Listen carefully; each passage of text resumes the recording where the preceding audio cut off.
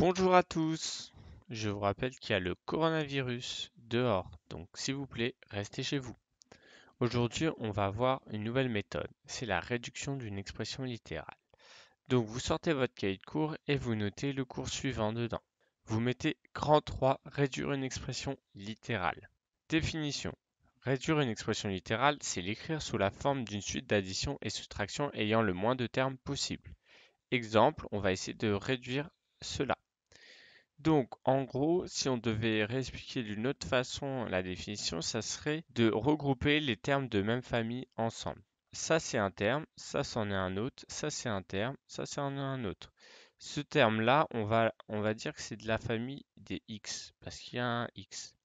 Celui-là, on va dire que c'est de la famille des unités, car il n'y a pas de x, il n'y a rien.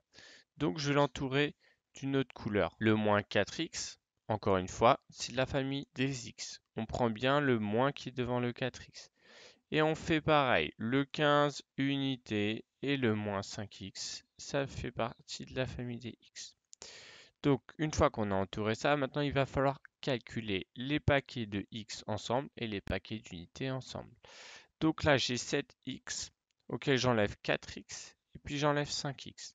Donc ça fait pareil que faire 7 moins 4 moins 5. Donc 7 moins 4, ça nous fait 3x, moins 5, ça nous fait moins 2. Donc moins 2x. Pour mes paquets d'unités, on a plus 8, plus 15. Donc plus 8 plus 15, ça nous fait plus 23. Et donc là, on a terminé. Une fois qu'on arrive ici, on s'arrête.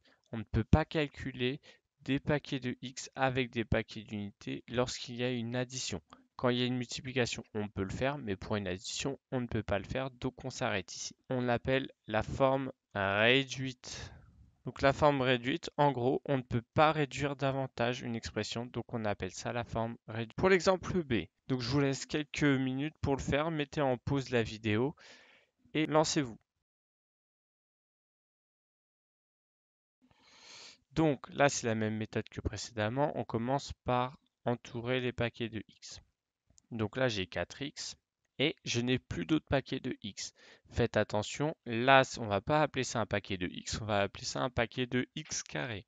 Donc ça, c'est une autre famille, d'accord? C'est un terme d'une autre famille. Donc on continue, moins 7, encore une fois, paquet d'unités. On a dit que le plus 3x au carré, c'était une autre famille, donc j'entoure ma famille. Encore une fois, moins 4, c'est un paquet d'unités. Je l'entoure en rouge. Et après, le dernier, c'est un paquet de x carré, donc j'entoure en bleu. Donc déjà, les paquets de x, il n'y en a que 1 et il y en a 4 dedans, donc ça fait 4x. Puis après, les paquets d'unités, on a moins 7, moins 4, ça nous fait moins 11. Maintenant, pour les paquets de x carré, on a plus 3x carré, plus 2x carré, ça nous fait plus 5x carré. Et encore une fois, là, on appelle ça la forme réduite de l'expression. On ne peut plus rien calculer d'autre, tant qu'on ne connaît pas la valeur de x, bien évidemment. Donc, bien sûr, les deux exemples qu'on vient de voir, vous devez les copier dans votre cahier de cours à la suite et vous allez m'écrire la remarque juste en dessous. 5x est de la même famille que moins 5x est de la même famille que moins 32x, mais il n'est pas de la même famille que 7 ou 3x carré.